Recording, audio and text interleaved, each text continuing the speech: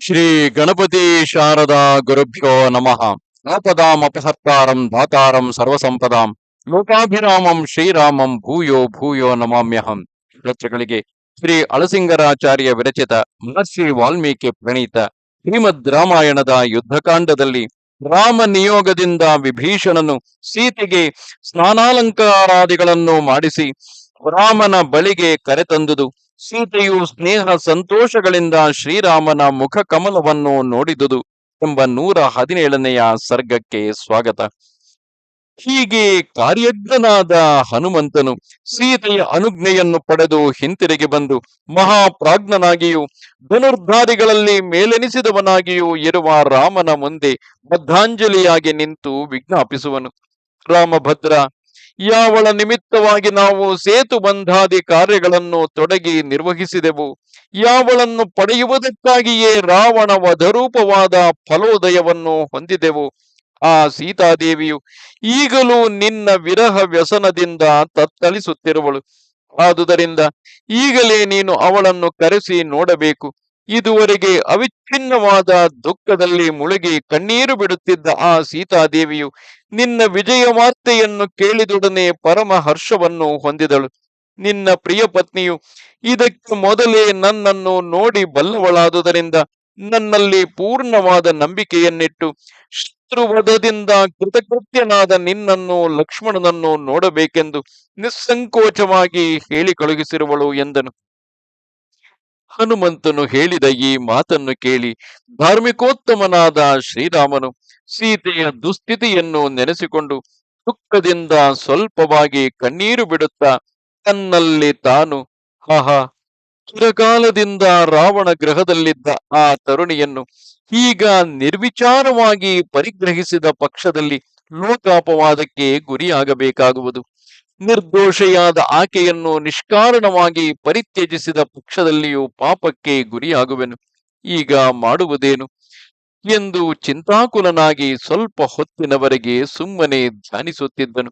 ಕೊನೆಗೆ ಆ ಚಿಂತೆಯಿಂದ ಬಿಸಿ ಬಿಸಿಯಾಗಿ ನಿಟ್ಟುಸಿರನ್ನು ಬಿಟ್ಟು ತಲೆ ಎತ್ತದೆ ಹಾಗೆಯೇ ನಿಂತು ನೆಲವನ್ನು ನೋಡುತ್ತಾ ತನ್ನ ಸಮೀಪದಲ್ಲಿ ಮೇಘದಂತೆ ಶ್ಯಾಮಗಾತ್ರನಾಗಿ ನಿಂತಿದ್ದ ವಿಭೀಷಣನನ್ನು ನೋಡಿ, ರಾಕ್ಷಸೇಂದ್ರ, ಈಗಲೇ ನೀನು ಹೋಗಿ ಸೀತೆಗೆ ಅಭ್ಯಂಗ ಸ್ನಾನವನ್ನು ಮಾಡಿಸಿ ದಿವ್ಯಾನುಲೇಪನಗಳಿಂದಲೂ ದಿವ್ಯ ಭೂಷಣಗಳಿಂದಲೂ ಅಲಂಕರಿಸಿ ಇಲ್ಲಿಗೆ ಕರೆತರಬೇಕು. ತಡ ಮಾಡಬೇಡ, ಬೇಗನೆ ಹೋಗು ಎಂದನು. ಸೀತಾರಾಮರಿಗೆ ಸಮಾಗಮವನ್ನು ಮಾಡಿಸಬೇಕೆಂದು ಮೊದಲೇ ಆತುರ ಪಡುತ್ತಿದ್ದ ವಿಭೀಷಣನು ರಾಮನ ಬಾಯಿಂದ ಈ ಮಾತನ್ನು ಕೇಳಿದೊಡನೆ ಅತ್ಯಾತುರದಿಂದ ಲಂಕೆಗೆ ಹೊರಟನು. ಈ ನಿಜಾಂತಃಪುರವನ್ನು ಪ್ರವೇಶಿಸಿ ಸ್ತ್ರೀಯರ ಮೂಲಕವಾಗಿ ಸೀತಾದೇವಿಗೆ, ಎಲೆ ದೇವಿ, ಈಗಲೇ ನೀನು ಸ್ನಾನವನ್ನು ಮಾಡಿ ದಿವ್ಯಾನುಲೇಪನಗಳಿಂದಲೂ ದಿವ್ಯಾಭರಣಗಳಿಂದಲೂ ಅಲಂಕೃತಳಾಗಿ ವಾಹನವನ್ನು ಏರಬೇಕು. ನಿನಗೆ ಮಂಗಳವಾಗಲಿ, ನಿನ್ನ ಪತಿಯು ನಿನ್ನನ್ನು ನೋಡಬೇಕೆಂದಿರುವನು ಎಂದು ಹೇಳಿ ಕಳುಹಿಸಿದನು. ಈ ಮಾತನ್ನು ಕೇಳಿ ಸೀತೆಯು ವಿಭೀಷಣನ ಮಾತಿಗೆ ಪ್ರತ್ಯುತ್ತರವಾಗಿ, ರಾಕ್ಷಸೇಂದ್ರ, ನಾನು ಸ್ನಾನ ಮಾಡುವುದಕ್ಕೆ ಮೊದಲು ಈ ಸ್ಥಿತಿಯಲ್ಲಿ ನನ್ನ ಪತಿಯನ್ನು ನೋಡಬೇಕೆಂದು ಕೋರುವೆನು ಎಂದು ಹೇಳಿ ಕಳುಹಿಸಿದಳು.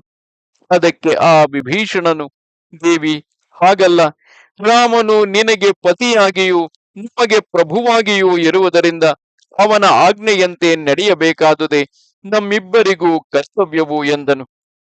ಇದನ್ನು ಕೇಳಿ ಪರಮ ಪತಿವ್ರತೆಯಾದ ಸೀತೆಯು ವಿಭೀಷಣನ ಮಾತಿಗೆ ಹಾಗೆಯೇ ಆಗಲೆಂದು ಪ್ರತ್ಯುತ್ತರವನ್ನು ಹೇಳಿ ಕಳುಹಿಸಿದಳು. ಆಮೇಲೆ ವಿಭೀಷಣನು ತನ್ನ ಸ್ತ್ರೀಯರ ಮೂಲಕವಾಗಿ ಸೀತೆಗೆ ಸ್ನಾನ ಮಾಡಿಸಿ ಗಂಧ ಪುಷ್ಪಾದಿಗಳಿಂದ ಅಲಂಕರಿಸಿ ಬೆಲೆಯುಳ್ಳ ಭೂಷಣಗಳನ್ನು ತೊಡಿಸಿ ದಿವ್ಯವಾದ ಪಟ್ಟೆ ಮಡಿಯನ್ನುಡಿಸಿ ಆಕೆಯನ್ನು ಪಲ್ಲಕ್ಕಿಯ ಮೇಲೆ ಕುಳ್ಳಿರಿಸಿದನು. ಸೀತೆಯು ಕಾಂತಿಯಿಂದ ದೇದೀಪ್ಯಮಾನವಾಗಿ ದಿವ್ಯ ದುಕೂಲದಿಂದ ಹೊದಿಸಲ್ಪಟ್ಟ ಆ ಪಲ್ಲಕ್ಕಿಯನ್ನೇರಿ ಕುಳಿತ ಮೇಲೆ ಅಂಗರಕ್ಷಕರಾದ ಅನೇಕ ರಾಕ್ಷಸ ಸೈನಿಕರೊಡನೆ ಅವಳನ್ನು ರಾಮನ ಬಳಿಗೆ ಕರೆತಂದನು. ವಿಭೀಷಣನು ಸೀತೆಯನ್ನು ಕರೆತಂದಿರುವುದನ್ನು ನೋಡಿಯೂ ಮಹಾತ್ಮನಾದ ರಾಮನು ತಲೆಯನ್ನು ತಗ್ಗಿಸಿ ಯಾವ ಮಾತನ್ನು ಆಡದೆ ಚಿಂತಿಸುತ್ತಾ ನಿಂತಿದ್ದನು. ಆಗ ವಿಭೀಷಣನು ಮುಂದೆ ಬಂದು ವಿನಯದಿಂದ ರಾಮನಿಗೆ ನಮಸ್ಕರಿಸಿ, ಮಹಾಪ್ರಭು, ಸೀತೆಯನ್ನು ಕರೆತಂದಿರುವೆನು ಎಂದು ವಿಜ್ಞಾಪಿಸಿದನು. ಈ ಮಾತನ್ನು ಕೇಳಿದೊಡನೆ ರಾಮನಿಗೆ ಮನಸ್ಸಿನಲ್ಲಿ ಸೀತಾಲಾಭದಿಂದ ಉಂಟಾದ ಸಂತೋಷ ಒಂದು ಕಡೆ, ಆ ಸೀತೆಯು ಚಿರಕಾಲದಿಂದ ರಾವಣನ ಸೆರೆಯಲ್ಲಿ ಸಿಕ್ಕಿ ಕಷ್ಟಪಡುತ್ತಿದ್ದಳೆಂಬ ಅನುತಾಪವು ಇನ್ನೊಂದು ಕಡೆ. ಬಹುಕಾಲದಿಂದ ಪರಗ್ರಹದಲ್ಲಿದ್ದು ಬಂದವಳನ್ನು ಹೇಗೆ ಪರಿಗ್ರಹಿಸುವುದೆಂಬ ರೋಷವೊಂದು, ಇವು ಮೂರು ಏಕಕಾಲದಲ್ಲಿ ನೆಲೆಗೊಂಡವು. ಈ ಕಳವಳದಿಂದ ರಾಮನು ಸ್ವಲ್ಪ ಕಾಲದವರೆಗೆ ತನ್ನಲ್ಲಿಯೇ ತಾನು ಯುಕ್ತಾಯುಕ್ತಗಳನ್ನು ವಿಚಾರಿಸುತ್ತಿದ್ದು, ಕೊನೆಗೆ ಸಂತೋಷಪೂರ್ವಕವಾಗಿ ಸಮೀಪದಲ್ಲಿದ್ದ ವಿಭೀಷಣನನ್ನು ನೋಡಿ, ಸೌಮ್ಯ, ರಾಕ್ಷಸರಾಜ, ನೀನು ಯಾವಾಗಲೂ ನನ್ನ ಹಿತದಲ್ಲಿಯೇ ಆಸಕ್ತಿಯುಳ್ಳವನಲ್ಲವೇ? ಆಕೆಯನ್ನು ಶೀಘ್ರದಲ್ಲಿ ಕರೆತಂದು ನನ್ನ ಸಮೀಪದಲ್ಲಿ ನಿಲ್ಲಿಸು ಎಂದನು. ಈ ಮಾತನ್ನು ಕೇಳಿದೊಡನೆ ವಿಭೀಷಣನು ಸೀತೆಯು ರಾಜಮಹಿಷಿಯಾದುದರಿಂದ ಪರಪುರುಷರ ಕಣ್ಣಿಗೆ ಬೀಳಿಸದೆ ಅವಳನ್ನು ರಾಮನ ಬಳಿಗೆ ಕರೆತರುವುದಕ್ಕಾಗಿ ಅಲ್ಲಿ ನೆರೆದಿದ್ದ ಸಮಸ್ತ ಜನರನ್ನು ಹೊರಗೆ ಕಳುಹಿಸುವಂತೆ ಸೇವಕರಿಗೆ ನಿಯಮಿಸಿದನು. ಆಗ ಅಂತಃಪುರ ಪರಿಚರ್ಯೆಗೆ ಯೋಗ್ಯವಾದ ಕಂಚುಕಗಳನ್ನು ಶಿರೋವೇಷ್ಟನಗಳನ್ನು ಧರಿಸಿ ಯಾವಾಗಲೂ ಬೆತ್ತವನ್ನು ಹಿಡಿದು ಗಿಡ್ಡುಗಟ್ಟಿದ ಕೈಯುಳ್ಳ ಕೆಲವು ಸೇವಕರು ಅಲ್ಲಲ್ಲಿ ನಿಂತಿದ್ದ ಜನರನ್ನು ಓಡಿಸುವುದಕ್ಕಾಗಿ ಬೆತ್ತಗಳನ್ನು ಆಡಿಸುತ್ತಾ ಬಂದರು. ವಾನರ ಭಲ್ಲೂಕ ಸೈನ್ಯಗಳು ರಾಕ್ಷಸರು ಈ ಕಂಚುಕಿಗಳ ನಿರ್ಬಂಧಕ್ಕೆ ಹೆದರಿ ದೂರ ದೂರಕ್ಕೆ ಗುಂಪು ಗುಂಪಾಗಿ ಓಡುತ್ತಿದ್ದರು. ಸೀತೆಯನ್ನು ನೋಡಬೇಕೆಂದು ಆತುರ ಪಡುತ್ತಿದ್ದ ಆ ಜನರೆಲ್ಲರೂ ಆಶಾಭಂಗವನ್ನು ಹೊಂದಿ ಕಂಚುಕಿಗಳ ನಿರ್ಬಂಧಕ್ಕಾಗಿ ಹೀಗೆ ನಾನಾ ದಿಕ್ಕುಗಳಿಗೆ ಓಡುತ್ತಿರುವಾಗ ಬಿರುಗಾಳಿಯಿಂದ ಉಂಟಾದ ಸಮುದ್ರದ ಮೊರೆತದಂತೆ ದೊಡ್ಡ ಗದ್ದಲ ಉಂಟಾಯಿತು. ಆಗ ರಾಮನು ಜನರೆಲ್ಲರೂ ಆ ಸ್ಥಳವನ್ನು ಬಿಟ್ಟು ಹೋಗಲಾರದೆ ಕಂಚುಕಿಗಳ ನಿರ್ಬಂಧಕ್ಕಾಗಿ ಕಷ್ಟಪಡುತ್ತಿರುವುದನ್ನು ನೋಡಿ ಸಹಿಸಲಾರದೆ ಅವರಲ್ಲಿ ದಾಕ್ಷಿಣ್ಯ ಬುದ್ಧಿಯಿಂದ ಸೇವಕರನ್ನು ಬೇಡವೆಂದು ತಡೆದನು. ಆ ಜನರಲ್ಲಿ ತನಗಿದ್ದ ವಾತ್ಸಲ್ಯಕ್ಕಾಗಿ ವಿಭೀಷಣನನ್ನು ತೀಕ್ಷ್ಣ ದೃಷ್ಟಿಯಿಂದ ನೋಡಿ, ವಿಭೀಷಣ, ಆಹಾ, ಏನು ಕೆಲಸವನ್ನು ಮಾಡಿದೆ! ನನ್ನ ಅಭಿಪ್ರಾಯವೇನೆಂದು ತಿಳಿಯದೆ ಈ ಜನವೆಲ್ಲವನ್ನು ಹೀಗೆ ಕಷ್ಟಪಡಿಸುತ್ತಿರುವೆಯಲ್ಲ. ಸಾಕು, ಈ ಪ್ರಯತ್ನವನ್ನು ನಿಲ್ಲಿಸು. ಇಲ್ಲಿರುವವರೆಲ್ಲರೂ ನನಗೆ ಸ್ವಜನವೇ ಹೊರತು ಬೇರೆಯಲ್ಲ. ಇದಲ್ಲದೆ ಲೋಕದಲ್ಲಿ ಸ್ತ್ರೀಯರಿಗೆ ಅವರವರ ಆಚಾರವೇ ಅವರಿಗೆ ಆಭರಣವೆನಿಸಿಕೊಳ್ಳಬೇಕೇ ಹೊರತು ಈ ಮೇಲು ಮುಸುಕುಗಳಾಗಲಿ, ತೆರೆಗಳಾಗಲಿ, ಪ್ರಾಕಾರಗಳಾಗಲಿ, ಸಮೀಪದಲ್ಲಿ ಇದ್ದವರನ್ನು ದೂರ ಕಟ್ಟುವ ಈ ರಾಜಮರ್ಯಾದೆಗಳಾಗಲಿ ಇವೊಂದು ಅವರಿಗೆ ಮರೆಯಾಗಲಾರವು. ಇದಲ್ಲದೆ ಇಷ್ಟ ಜನ ವಿಯೋಗವೇ ಮೊದಲಾದ ವ್ಯಸನಗಳಲ್ಲಿಯೂ, ರಾಜ್ಯ ಕ್ರೋಧವೇ ಮೊದಲಾದ ವಿಪತ್ತುಗಳಲ್ಲಿಯೂ, ಯುದ್ಧ ಭೂಮಿಗಳಲ್ಲಿಯೂ, ಸ್ವಯಂವರಗಳಲ್ಲಿಯೂ, ಯಜ್ಞದಲ್ಲಿಯೂ, ವಿವಾಹದಲ್ಲಿಯೂ ಸ್ತ್ರೀಯರು ಪರಪುರುಷರ ಕಣ್ಣಿಗೆ ಬಿದ್ದರೂ ದೋಷವಿಲ್ಲ. ಈಗ ಸೀತೆಯು ಯುದ್ಧ ಭೂಮಿಯಲ್ಲಿ ಇರುವುದಲ್ಲದೆ ಬಹಳ ಕಷ್ಟ ದಶೆಗೂ ಸಿಕ್ಕಿರುವಳು. ಈ ಸ್ಥಿತಿಯಲ್ಲಿ ಇವಳನ್ನು ಬೇರೆಯವರು ನೋಡಿದರೂ ದೋಷವಿಲ್ಲ. ಅದರಲ್ಲಿಯೂ ಮುಖ್ಯವಾಗಿ ನಾನು ಸಮೀಪದಲ್ಲಿರುವಾಗ ದೋಷ ಪ್ರಸಕ್ತಿಯೇ ಇರದು. ಆದುದರಿಂದ ಶೀಘ್ರದಲ್ಲಿ ಅವಳನ್ನು ನನ್ನ ಸಮೀಪಕ್ಕೆ ತಂದು ಬಿಡು. ಹೀಗೆ ಸಮಸ್ತ ಮಿತ್ರಮಂಡಲಿಯಿಂದ ಪರಿವೃತನಾದ ನನ್ನನ್ನು ಸೀತೆಯು ಸಂತೋಷದಿಂದ ನೋಡಲಿ ಎಂದನು.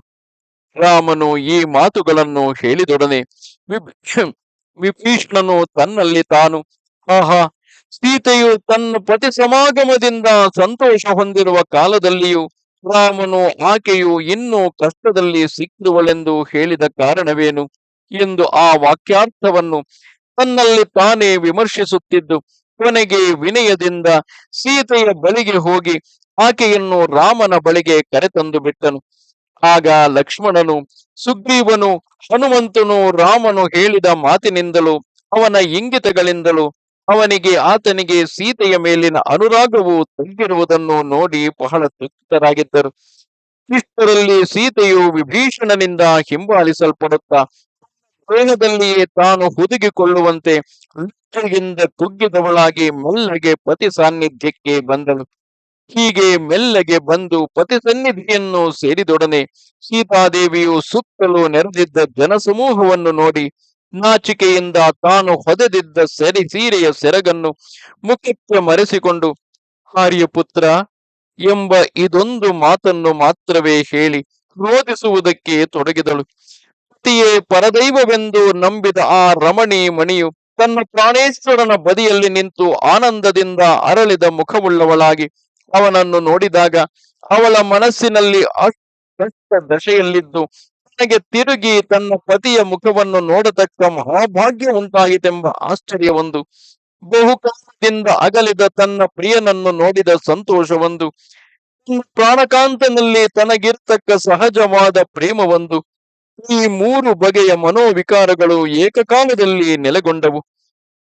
ಶುದ್ಧ ಪೂರ್ಣ ಚಂದ್ರನಿಗೆಣೆಯಾದ ಮುಖವುಳ್ಳ ಆ ಸಾಧ್ವೀಮಣಿಯು ಸಂಧ್ಯಾರಾಗದಿಂದ ಕೂಡಿದ ಪೂರ್ಣ ಚಂದ್ರನಂತೆ ರಾಮನ ಮುಖವು ಆಗ ಸ್ವಲ್ಪವಾಗಿ ಕೋಪದಿಂದ ಕೆಂಪೇರಿದ್ದರು.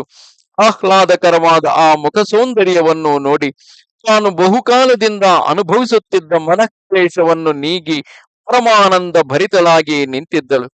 ಇಲ್ಲಿಗೆ 117ನೆಯ ಸರ್ಗವು ಮುಗಿದುದು. ನಮಸ್ತೆ ಶಾರದೆ ದೇವಿ, ಕಾಶ್ಮೀರ ಪುರವಾಸಿನಿ, ತ್ವಾಮಹಂ ಪ್ರಾರ್ಥಯೇ ನಿತ್ಯಂ, ವಿದ್ಯಾದಾನಂಚ ದೇಹಿಮೆ. ನಮಸ್ಕಾರ.